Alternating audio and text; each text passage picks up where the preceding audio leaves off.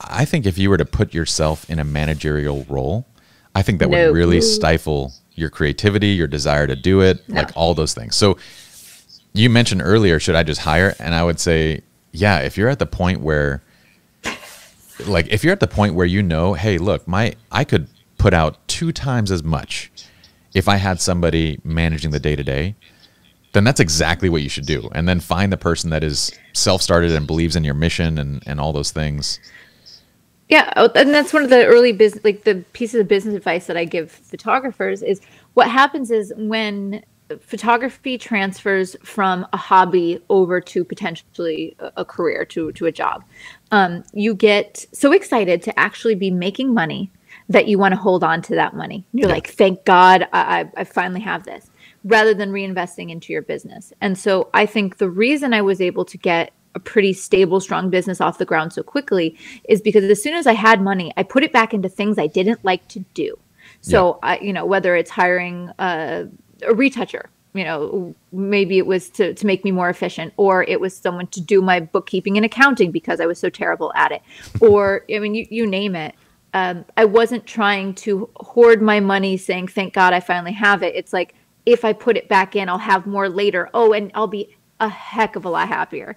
And so that was one of the things I figured out early on, thank God. That's not easy, to be honest, because the starving artist mentality is real. Like we all, if you're an artist and you're successful and you're self-made, then you very well know the days of budgeting $2 a meal. You know the days of whether you're going to make rent or not. You know the days of what it's like to live off your savings. Yeah, And credit so, cards. yeah. And so when you, credit cards, don't know those, bad Lindsay. Well, What? you're fine. You're doing fine. Well, it was money on and then paid off each month, but it was Okay. it was crazy. But so it's hard to get past that. Even when these big jobs come through and you're making good money, it's hard to work past the starving artist mentality of like saving everything. And it's honestly one of the biggest limiters for a lot of entrepreneurs is they can't get themselves past that place. So I agree completely. And realizing, and trying to get your head around the numbers. So like when I bought my studio this year, at what point is increasing, let's say, the monthly cost of that space? And this is the challenge, right? So if the monthly cost of the space went up 25%, but now it's going to be equity, you're going to have an asset.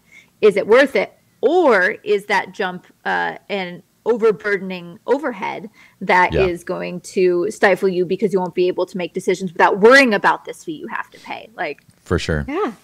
Crazy. But I think these things. Buying your own space was a very smart decision. That was one of our best decisions. We bought our building that we own now, and which is in a great place too. It's in a great spot. And it's appreciated significantly. Like those kind of areas, I think are absolutely, as long as you're making a good decision, in terms of like the location, in terms of it's not going to be too much overhead. The amount that it's essentially a saving account, like you're tucking away a good portion of your rent into this equity. And then you hope that it also appreciates in value. And at the end of a few years, it becomes a significant piece of your wealth. So I think that's incredibly wise of you to do. Well, my goal is to do what I love, create what I love, share what I love, take that money and put it into the 2 properties I own. And then when I'm ready to retire, there you go. There you go. You know what the other thing I feel like early entrepreneurs really struggle with is good hiring decisions. I see so many entrepreneurs get to the point where they are, and maybe it's not just good hiring decisions, it's good investment decisions in general. But when you're hiring somebody, you're investing in somebody else, right? And I would say we made this mistake too.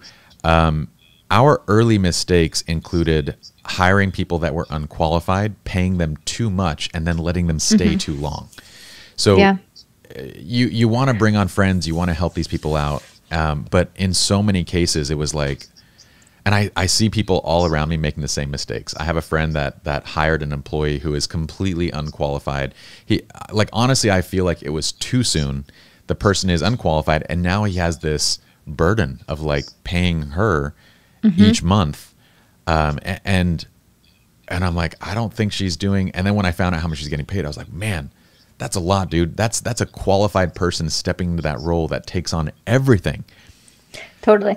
I think a lot of this overlaps with content in your book about relationships. Does it? In that, it's feeling that you owe something to this person, or you want to help them, and then feeling trapped, and you don't take on the responsibility of, guess what, you made that decision, it's going to hurt, but you better cut your losses sooner rather than later. And like, I've hired significant others before, like as an employee, and then wanted to shoot myself in the head. So we had a conversation about that, actually. Yeah, so there's definitely that as well. Well, there was one year, this was about 5 years ago, that, and I try to think of linchpin moments in my life, turning points, whatever you want to call them. Mm-hmm. And about 5 years ago, I ended some relationships. I don't just mean relationship. There was romantic, but there's also friendship and business. And I ended one. Mm-hmm. And all of a sudden, a lot of anxiety went away, and a lot of stress and a lot of burden. And then I got rid of another one, and I got rid of another one. I cut like 4 people. It was like boom, boom, boom. And it like made such a huge difference in my happiness and my success, because these people were just dragging me to the bottom. And I think that was probably the biggest mistake of, and like your 20s, like you make lots of mistakes, but biggest mistakes in my 20s is nurturing and holding on to relationships when they needed to be gone a lot sooner. And again, business and romantic and like all of it. So, when I was younger, I wanted everyone to like me, and I wanted to be everybody's friend. And I wanted to cherish relationships, but now I think I'm much more free and just ending it when it needs to be ended. And it's definitely for the better, for my sanity and for me moving forward. It doesn't mean I'm mean. I know when something's not working for me anymore. And I think if I would have figured that out earlier, it would have helped me on my path more pleasantly.